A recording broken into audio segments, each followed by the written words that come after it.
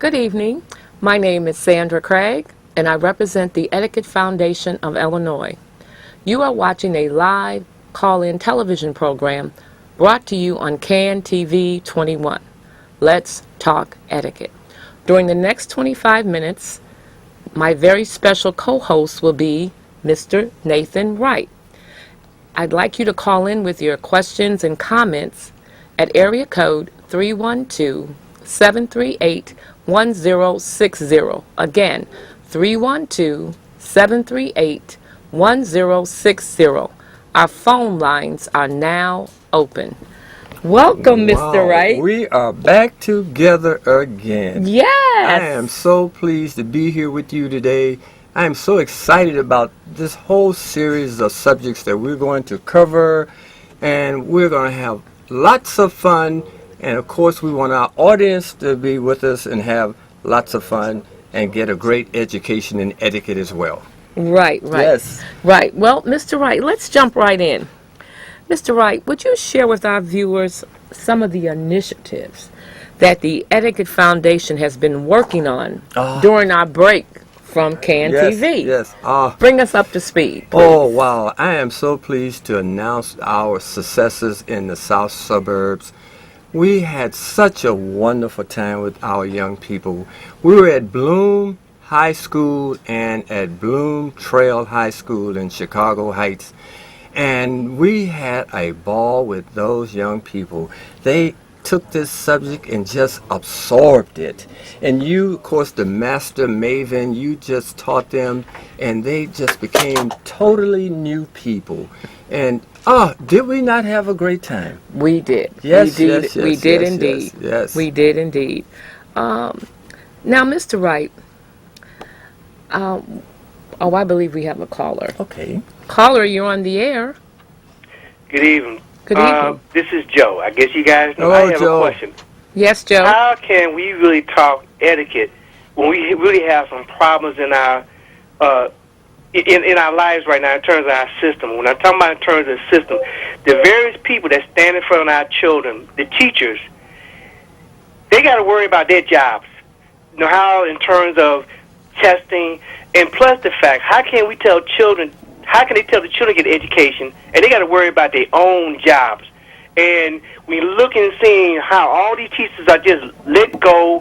Ones that got masters and been around, have seniority and all that, and they are fighting for jobs now at the Kmart and Jewels and Walmart. How can we tell these children about certain principles and etiquette and all that, and the various people that's in front of them, you know, they fighting for their way of life?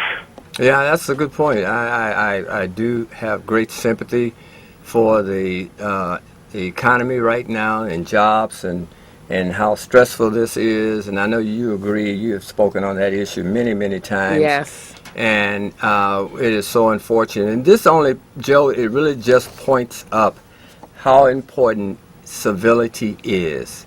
This is why it is so important, because without it, then you have chaos, you have violence, and you have all these other things that happen in the community. We just went through an awful weekend with the violence in Chicago and all over the country, it's just not in Chicago. But civility and etiquette plays a huge part in a person's attitude and in their value system. As you well know, you're just amazing at getting that kind of message across to our young people, to have integrity, to have character, to know that you do not have to be this way, that you can have a higher value system. And that's what we teach, and that's what you have taught so well to these young people. And so we had a great time doing that at Bloom and Bloom Trail. And you know, Joe's question goes right into my next question for you. Oh, okay. Mr. Wright, in light of all the violence happening in our city, you have not given up your campaign to bring etiquette training and to our young people and to the schools. Can you tell me what keeps you motivated when you see the news and hear what's going on, all the killings, all the violence? We had a very violent 4th of July weekend here. There was over 60 shootings. Yes. What keeps you motivated to keep pushing etiquette? Because it's our society. This is our country. These are our streets and our community. And we know that our young people have not received a quality education in character, in integrity, in ethics. You won't have the concept of doing something violent to a person if you have respect for that person. And this is what's missing in the education of our children. We teach that. You do so well at teaching that. Being humane, this is what etiquette represents. It's being humane. What does that mean? That means I dare not even consider the thought of doing something harmful to you. And this is why it's so important that this is taught. Our children haven't received that kind of education, and this is why they can pick up a gun and take your life without even thinking about it. Because their souls and their hearts are empty. They don't have a sense of what it is to respect life. They don't have a concept of that. And that's because the public schools, by and large, are not teaching that. I know the parents are supposed to do an awful lot, but our parents are so stressed out. Our parents are so and it takes a village to raise a child, because It does. if a child isn't getting it at home, then he should be able to go to a school or an organization that can give him the training, he or she, the training that they need. Now, I asked you that question, Mr. Wright, what keeps you motivated? But I guess the very reason you stay motivated is because you see all the violence. Yes. You see all the killings, and Yes. you know that this is what's needed. Yes. So Yes. I know that's one of the big factors for me. I can't get away from it, because every time I turn on TV, I don't know if you heard, just last night another young man was killed. He was walking with some friends, and he was killed. He was getting ready to go to college in 2 days, and his life Tragedy. life has been cut short. Walking through the park on a summer evening with some friends, and now tragedy. his life is over. So that's what keeps me going. It's actually the violence that I do see Right. that lets me know that I cannot quit, I cannot give up. I must Yes. continue to teach Right. and reach each child that I can, and even Right. some parents. Right, know. absolutely, absolutely, Miss Craig. You're so right about that. Etiquette is not just simply about what fork to pick up. Oh no. That's It starts like- long before that's you get to the dining table. 1% of what etiquette represents. Yes. It's about compassion. This is why you say thank you. This is why you say please may I, because you want to express your understanding of how to be considerate, and how to relate to someone that is having issues, and showing compassion and empathy. These are the things you taught, and you taught them so well to the students, whether they were in kindergarten or whether they were in high school. You've done that so tremendously well. Thank you. I Thank you, applaud Miss. you for it. Thank you, Mr. Wright. I believe we have a caller. Caller, you're on the air. Yes, good evening. And you know what? It's so wonderful to see y'all two again. I wish it was at earlier time like it used to be. But this is Steve. Yes, Listen, Steve. Hello. I heard you ask Mr. Wright a question. What keeps him motivated? And both of y'all guys, it reminds me of vegetables or flower garden. You throw a few seeds down, and the good ones come up. Sometimes you weed out the other two, but it grows. So, in the same way of life, if you save one or two, you did your job. You truly did your job, because those one or two might go back and teach mom, dad, cousin, friends, or whoever. And it's just like that. Seeds, they grow. I don't have no solution of why this craziness and things. I'm a little old guy. When I was coming up, only thing you hear about killing was Vietnam. Murders and things of this nature now. It's just crazy. I don't know, but one thing for sure, you will get a little bit better way by saying just what you said. Thank you. I'm sorry. it was an accident or things of that nature. Sometimes those little things could save your life. Yes. But one thing for sure, we know it will make you feel good. Listen, I always say y'all have Thank a you. hell of a good show. Thank you. I enjoy y'all. I'm glad you back on the air again. Thank you. I Thank will you. remember this time when y'all come on. And y'all have a great day. You Great too. point. Thank you, Steve. Good point. Good point. Yes. And it's a value system that we teach. And that value system is at the core of who you are as a human being. And if you're lacking in that value system, then you're susceptible to accepting all of the violence that we see in society. All the movies are all violent movies.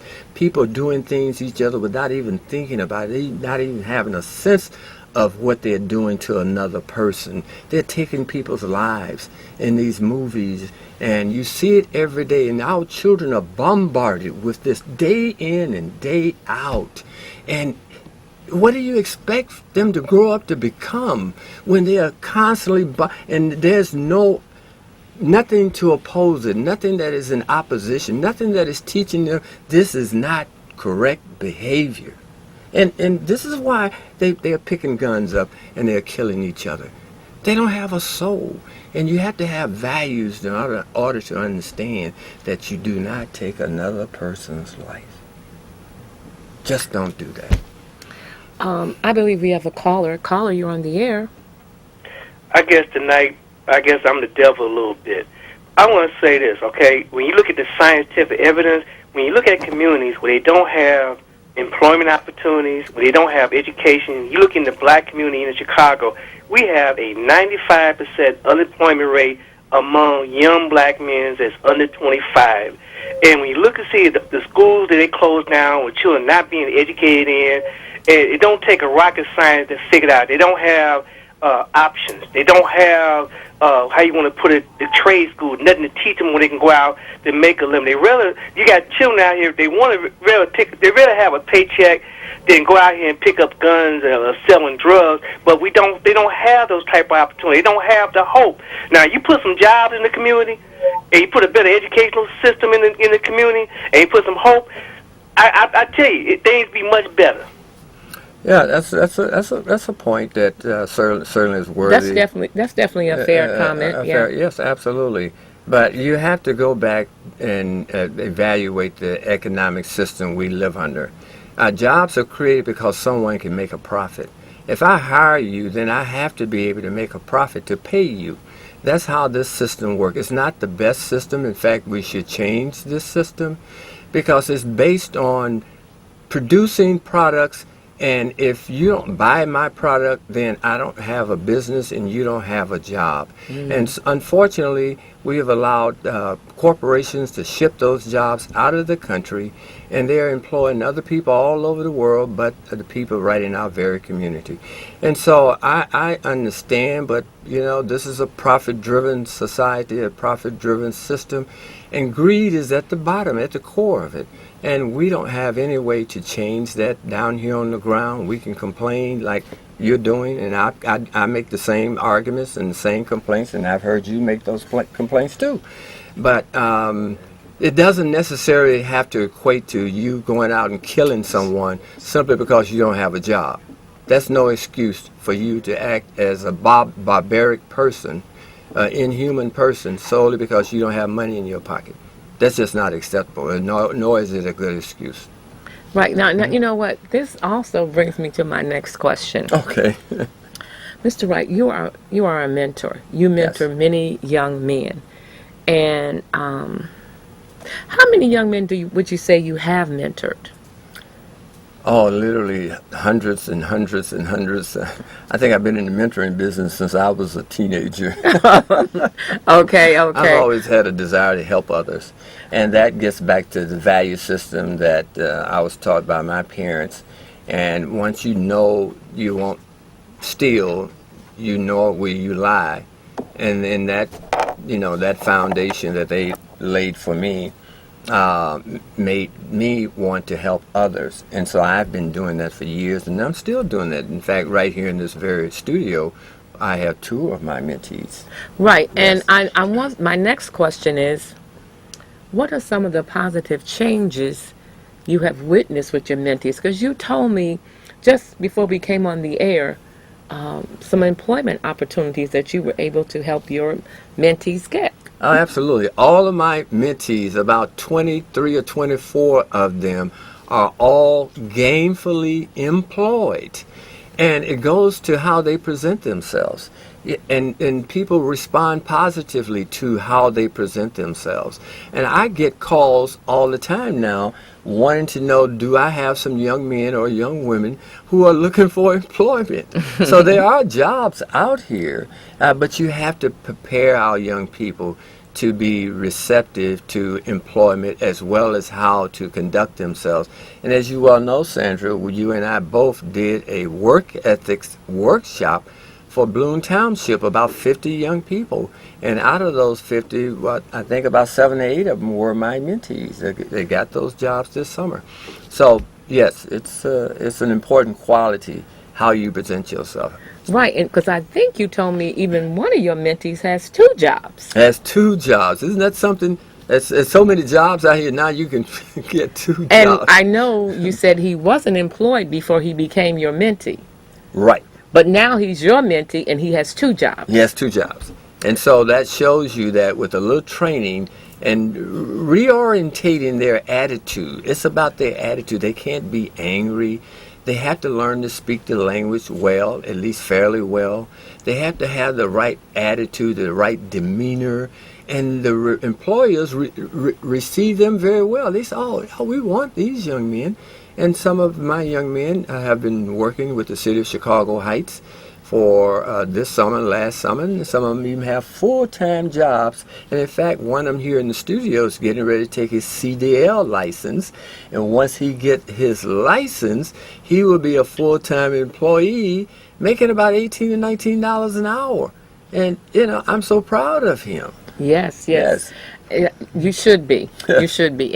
And kudos to you for being there for him. Thank you. Now, Mr. Wright, for the last 10 months, the Etiquette Foundation has trained students at Bloom Township and Bloom High School in Chicago Heights. And I know some of the topics were very important to the students.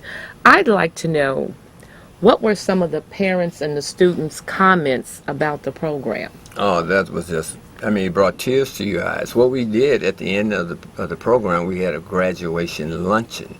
And of course, the luncheon was at the 5-star level. Now, this is a community that is probably serving a working class community of students. And we had crystal, we had fine china, we had candles. They were served like they were down at the Palmer House or the Hilton. We had servers. We trained the staff of servers. The students themselves served. And we had the mayor there. We had the superintendent there. We had some mayors of different townships. Oh, yes, this is Mayor Vivian Coverton of University Park. She wrote such an outstanding letter to our program book, and she did our closing remarks. Just an outstanding lady. She is so proud of how those young people behaved and their commentary. This is what you're talking about, the things they said. But I'll let you share some of the comments they made because they were your students. Well, at first I asked the students to share what the program meant to them at the luncheon, and they were going to write it out. Mm-hmm. On the day of the luncheon, they said, Miss Craig, I don't need to write anything out. It's in here. Yes. And they spoke from their hearts. They talked about how the program had changed them, how they learned things that they had never, known before, and how they wished that some of the other students in the school would have had the opportunity to be in a class like they were. Yes. In fact, one student said she went to the principal. Mm-hmm. And she said she thinks this program should be in the school and every student in the school should take it, starting at the freshman level. Yes. So I was real. My heart was made happy when she said that. Yes. I knew that she got something from the program. Yes. And at first, she wasn't the easiest student I had because she would kind of let me know I'm used to doing things this way. Right. But during the course of the training, she told me, she said, at the luncheon, she said, Now, when I first came in this class, Right. I had a way of doing things, and Yes. it wasn't the way Mr. Wright or Miss Craig had planned for me to do things. She said, but they were consistent in letting me know this is the right way to do that. And she said she's ever grateful for it. So Yes. even the worst student you think, as far as behavior, can be turned around. And you did that. And you did that. we cannot give up on our young people. No. I don't care what they're doing, where they are, what they're saying. They need us, and they need love, and they need training. Absolutely. You know, we can only do better when we know better. When we know better. And as elders, Yes. it's our job to let them know this is how this goes, this is how this is done. Yes, yes. And these young people, many of them were disciplinary problems, and they gave these students to us, and we turned them around. And I firmly believe we have put them on a whole new path in life, and they're going to be just outstanding individuals. Oh, our Congresswoman, Robin Kelly. Oh, what a great patron of the Etiquette Foundation. She just said so many things about what we do. She came to Bloom and visited the school. She wanted to sit in on the class because she wanted to see for herself. She met many of our mentees and our students, and she was so impressed with their behavior. She said, this is an outstanding program. And she wrote this wonderful letter there. And if someone want to go to our website, the entire program book is on there for you to review and read. And you would just be pleasantly surprised at how the leaders in the South suburbs, including Congresswoman Robin Kelly, responded to this program. They see it, they understand it, they know its value, and we can make a difference for our children's future. And I know the economy is atrocious. I know people are suffering, but you don't have to go to violence. You don't have to become subhuman and degenerate just to get a few dollars. It's not worth it. It's just not worth the cost of taking another person's life. You're right. I believe we have a caller. Caller, I'm going to have to give you a half a second. Caller, you're on the air. Okay, we lost the caller. Okay. Okay. Yes. Now, Mr. Wright, with all of the support that you got in Chicago Heights, I believe there was one person you didn't mention. Did you tell me that the mayor? The mayor of Chicago Heights wrote an outstanding letter on behalf of our program. He sees this for himself. He hired all of them young men that's gone through our program because he met them personally. He was so impressed with them. He said when he invited them to fill out their application, they all filled it out and he could read it. He could read what's on the application. Yes. And their mannerism was so positive. And they have made a tremendous contribution to the city of Chicago Heights because as a worker, as an employee, people are watching you. People Yes. are paying attention to you. So if you are acting in accordance to the way you should as an employee, then, you know, it makes the city a lot better place to live in as well as work. Yes, yes, I totally agree. I cannot believe it, Mr. Wright. We are Yes. out of time. We're going to ask for an hour on our next show. But I want to thank you for coming today, being my co-host, Been a and as pleasure. usual, you gave great comments and We- answers to the Yes. different questions our callers Yes, had, and I yes. thank you for that. We're just getting started. Yes, and Mm-hmm. it's good to be back with you on CAN TV. I thank you, and I ask that you would call a neighbor and a friend next week and ask them to tune in and let them know that Let's Talk Etiquette is back on the air. Have a safe weekend. God bless. Good night.